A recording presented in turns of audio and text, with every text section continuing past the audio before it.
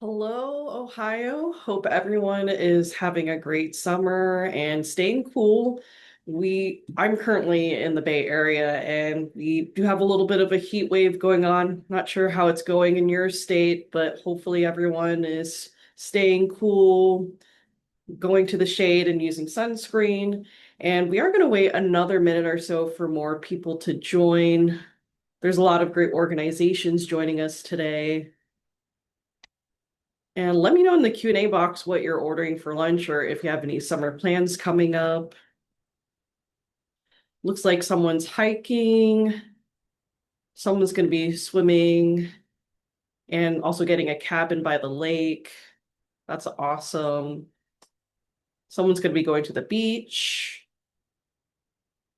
just having a barbecue with friends at home. Wow, these are all great plans. And let's see. And before I get started, I do want to go over some housekeeping. So at the end of this presentation, I'll be following up with an email to provide the HRCI and shroom credits. And if you do have any questions today, feel free to put in the Q&A box and I'll do my best to check them as soon as possible as these questions will be saved. And I might not be able to answer them as immediately as they come up, but can also send you a written answer in the follow-up email. And if you want any further information, feel free to respond to that follow-up email. And you can also subscribe to our YouTube channel and newsletter, and I'll have those links at the end. We're also going to send a recording that you can share with your colleagues. Today, we're going to talk about Ohio nonprofits and unemployment. Before I get started, just wanted to do a quick introduction of myself. My name is Janessa Ponko, and I'm the Senior Member Development Representative here at 501c Services. I've been in business development for over 10 years, and I've been with 501 since July 2023. And there's a picture of people bowling. It includes me and some of our sales and marketing team members. Heidi is my manager in the middle, and you might work with her in the future. And then we have Evan on the right, who does our marketing and web development. I'm really excited to be part of a team that's been helping nonprofits save time and money that can go towards furthering their mission. And we're based in San Jose, California. So we're in the heart of the Silicon Valley and dedicated to helping nonprofits reduce unemployment expenses across the nation. And thank you again for joining to learn more about cost-effective strategies and managing unemployment in your state. We're going to provide a broad overview on how unemployment insurance works, alternatives for 501c3 nonprofits when it comes to unemployment, how reimbursing works, and we're also going to use some real life examples of nonprofits we've helped with our cost assessment, and then finally provide more information on our company 501c services and how many of our Ohio nonprofits have benefited from our services. First of all, I wanted to start off with a little history to put unemployment in perspective. Unemployment started in the United States in the 1930s following the Great Depression and New Deal, where the federal government wanted to create a safety net for workers who lost their jobs through no fault of their own. From 1930 to 1972, 501c3 organizations didn't pay into unemployment benefits for separated employees. Although this saved them money from paying such taxes, employees that were laid off couldn't reap the benefits of that safety net that for-profit companies had provided. Now, fast forward to 1972, the federal government changed the law under the Social Security Act to where nonprofits were required to pay into unemployment, but they were given different options in how they pay so that tax wouldn't be seen as an unnecessary expense for them. And unemployment is overseen on the federal level. However, each state gets to manage their own programs however they choose. So throughout the United States, you'll see different taxable wage bases, tax rates, and benefit amounts. But today we're just going to cover information in Ohio. When it comes to management, unemployment rates can be adjusted annually and are adjusted by experience. So let's say if you have a year or two of bad claims, your tax rate will increase. And most states, including Ohio, run as a risk pool. So when you're paying into the state tax system, you're paying state taxes to access a pool of funds to cover your claims. And we are seeing a lot of nonprofits putting more money into that pool than what they're actually getting out. And these total tax liabilities by employers are often greater than the claims paid with reserves used in times of recession. And in order to calculate your tax liability, you multiply the taxable wage base by your employer tax rate. And in the state of Ohio, your weekly benefit amount is calculated at one half of your average weekly wage during your base period. However, this weekly benefit amount cannot exceed the state's maximum levels established each year. These maximum levels are based on the number of allowable dependents claimed, and this table indicates the 2026 maximums for each dependency classification. And 26 weeks is the maximum amount of weeks someone can claim unemployment in Ohio. And when you multiply that number by your weekly benefit amount, you could be paying up to over $16,000 to around $21,000 per employee in unemployment. And the maximum weekly benefit amount in Ohio ranges from $624 to $842, depending on the number of dependents in your household. The federal government sets the taxable wage base at a minimum of $7,000, and there's no maximum. Currently, Ohio's taxable wage base is set at $9,000, which means for the first $9,000 an employee earns, your organization gets taxed on that. So the majority of employers in Ohio may pay their taxes in the first quarter, but you might see taxes paid after that first quarter. It might be for like seasonal employees, new hires, or employees making less than that $9,000. And then the minimum tax rate is at 0.55%, and then the maximum tax rate is at 10.25%. And those are both set by the state. And then the last thing I want to note is the improper payment rate, which is at about 18.51%. And we get this information from the Department of Labor. And this is important to know as we really encourage you to look over your claims and audit accurately so that you're not overpaying for anybody's claims. And here at 501, we help organizations monitor this. And if you are managing on your own, you want to make sure you're properly charged for a former employee's weekly benefit amount.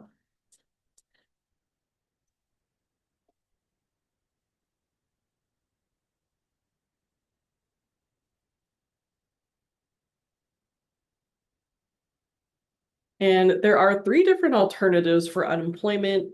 One is that you pay the state tax that we mentioned earlier with the tax rate that's set by the state and taxable wages. And then another option is that you get self-insure or reimburse for your unemployment, where you're just paying dollar per dollar for your unemployment claims. So you're basically only paying for the benefits issued. And then the last option is kind of a hybrid of both, where you buy insurance that offers the savings of reimbursing while also providing that safety net.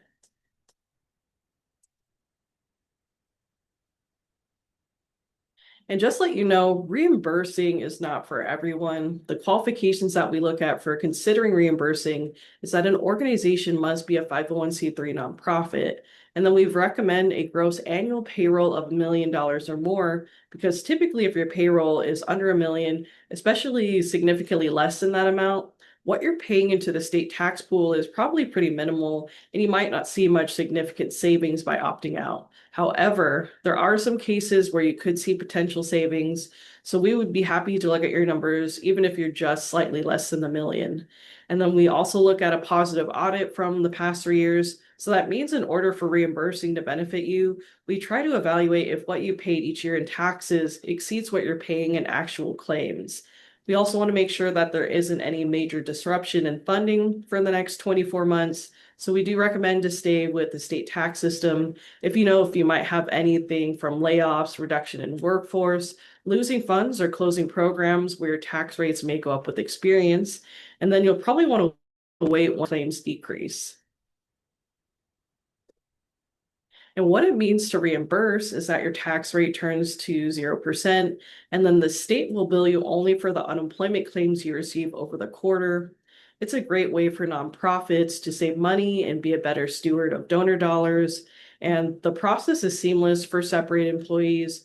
no matter how your employee gets separated, they're still going to go through the same process for your unemployment department, which is the Ohio Department of Job and Family Services, where the state will determine their benefit amount based on their base period pay. And then the only change is how that quarterly bill is calculated.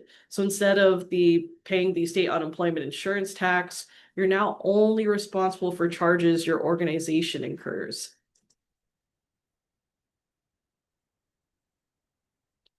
And we work with 1,500 nonprofits, and several are in the state of Ohio. And you're probably wondering what motivates them to reimburse. In most cases, reimbursing saves money. On average, savings can be anywhere from 20 to 40% compared to paying into the state tax system. And this is really the driver for most organizations to switch. Reimbursing eliminates any concern of changes in the state tax, such as tax hikes that you can't control, and you become a better suit of donor dollars as you're just paying for your actual claims and putting money into that state pool. And because unemployment is managed by the federal government, big picture, reimbursing is allowed in all 50 states, best with employers with over $1 million in payroll and at least 15 or more full-time employees. And if you're on the borderline of this, we can certainly talk, as there sometimes are circumstances where you can consider reimbursing for your organization. And if you're smaller and reimbursing already, we can still consider you for our services and how we can help you reduce your risk.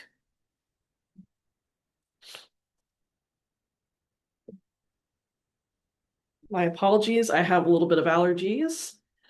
And let's see, so we're going to get into some examples. And I do want to talk about how the state tax is calculated. Like I mentioned earlier, I'll show some real cost assessments that we've done in the past. And the taxable wage base is customized by each state. Currently, Ohio's set at $9,000 for the taxable wage base. All employers in the state pay the same taxable wage base.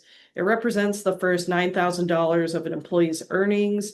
There's no maximum and can increase or decrease by any amount each year. And the tax rate is set annually by the state and is based on experience. To calculate your contribution amount, you're going to multiply the taxable wage base by that tax range. So for Ohio, it's at $9,000 to the 0.55 to 10.25%.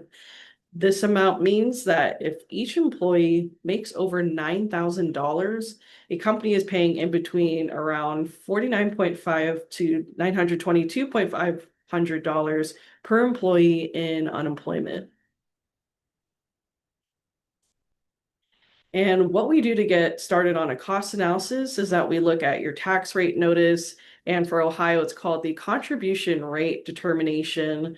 And this document includes your tax rate that's highlighted at the top. So for this example, the tax rate's at 1.7%. Your taxable wages from the last 3 years are indicated, and also benefit charges from the last year. So in this example, the organization paid almost $28,000 in taxes and didn't have any claims. So their overpayment was close to $28,000. And based on this information, we did recommend for this nonprofit to reimburse, and then they eventually became part of our trust. Also, there's no need to understand every number on this document. We can help you look at those numbers and see where you could potentially save. And then we have our next two examples. They're going to show other nonprofits with significant overpayments, and then eventually they became our members too. And here's our first example of a human services nonprofit. The taxable payroll was just shy of $1 million. Tax rate 4.7%. Estimated claims only around $200 per year. And in this case, we look at a 3-year average of claims. So they were overpaying $45,000 a year. And think of what you can do with an additional $45,000 for your organization. In our next example, the taxable payroll was around $700,000, tax rate 3.38%, estimated annual claims around $5,900, and estimated unemployment taxes were around $24,000. So they were overpaying around $18,000.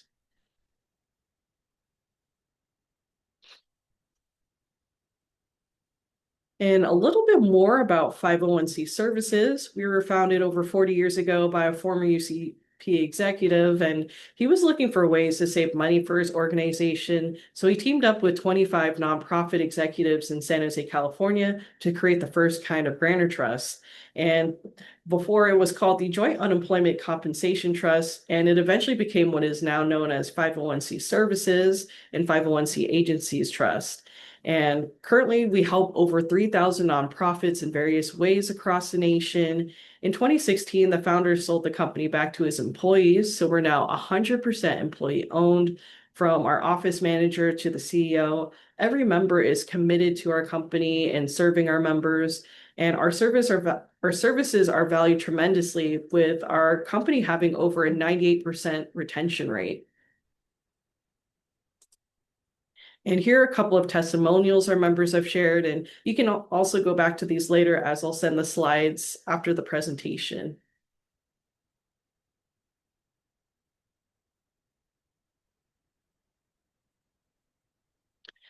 And here we have a clip from our 40th anniversary celebration a few years ago that includes testimonials from Anika Lund and Mike Hoffman from Start Early, Mary Sue and Michael Eady from CISC, Sandy Leota and Chris Marshall of Baltimore Center Stage, and Phyllis Austin and Jason Penniger from Boys and Girls Club of America.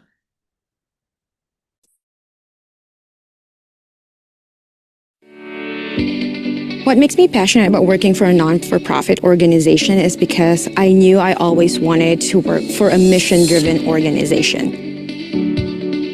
Our mission is to work with immigrant communities so that they can achieve the American dream. 501 helps focus our service to the community by giving us more time. 501 helps us focus on serving our communities by providing services directly to our HR professionals. The biggest benefit for working with 501 is really the transparency and ability to forecast our costs when it comes to our unemployment benefits. They also keep our cash flow steady through claims that are sound and take a lot of the admin burden off of us so we can just stay on autopilot. We're very grateful for all the support you provided over the last 4 decades, and we wish you continued success in the future. Congratulations, 501, on your 40th anniversary. It's been a pleasure serving with you for the last 24 years.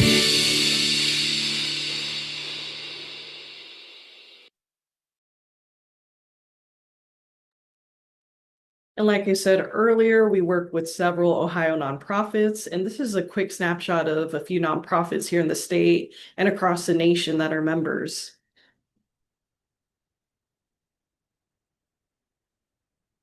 And as you heard them say in the clip, we help relieve nonprofits from the administrative burdens that can come with unemployment. And the first way we help nonprofits is through claims management. Our team will help you manage, audit, and protest claims. So if you ever need to protest a claim, we offer unlimited access to hearing reps, and our team has a 90% average protest win rate. And you get a dedicated claims manager once you become a member of the trust. All your claims will go through an online portal where you get notified that a claim has been filed. So you'll go into the portal to respond to your claims. And if you ever go on PTO or forget to delegate these kinds of unemployment tasks, it shouldn't be an issue for when a claim doesn't get responded to in several days. It gets escalated and handled. And a big part of our claims management is that our team doesn't want to see your organization overpay or get hit by those Ohio error rates. So we can audit those charges for you or prevent you from paying a claim when someone gets terminated. We want to make sure that you're managing these claims and also have enough support to do so. And then we have our HR services. It includes 3 components. We offer access to unlimited HR consultations, and we're a small dedicated team that can answer any of your HR related questions. So if you ever have an ongoing issue, you can develop rapport with a person who can support you and manage any of your HR questions.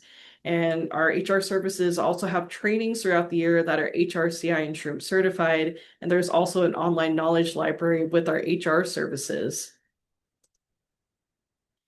And with the $624 to $842 maximum weekly benefits here in Ohio, Our goal is to help you keep that cost as low as possible. If you ever have to lay off an employee, our reemployment tool offers packages that can range from online coaching, interview techniques, and resume writing. It's never fun to let someone go, but at least you can give them the safety net and resources to help them secure a new job faster, which in return can help your organization save more money. And then the protection is the insurance part of our program. Most of our members take our stop loss protection that helps them during catastrophic claims. And then other than catastrophic claims, for managing the general highs and low of unemployment, we have the trust account.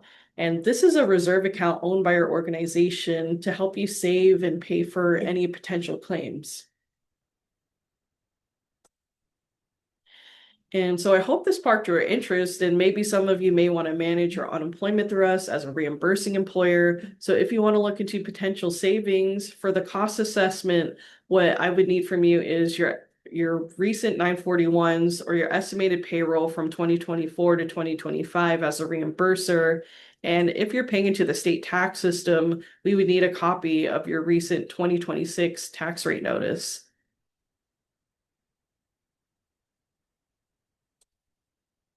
And there were several questions that came up that I can cover right now. Let's see. First question, how do I know if I'm reimbursing? So you'll know if you're reimbursing if you don't have a tax rate, and then if you don't receive a tax rate notice from the Ohio Department of Job and Family Services. And that department will just bill you for your actual cost of claims instead of that state tax.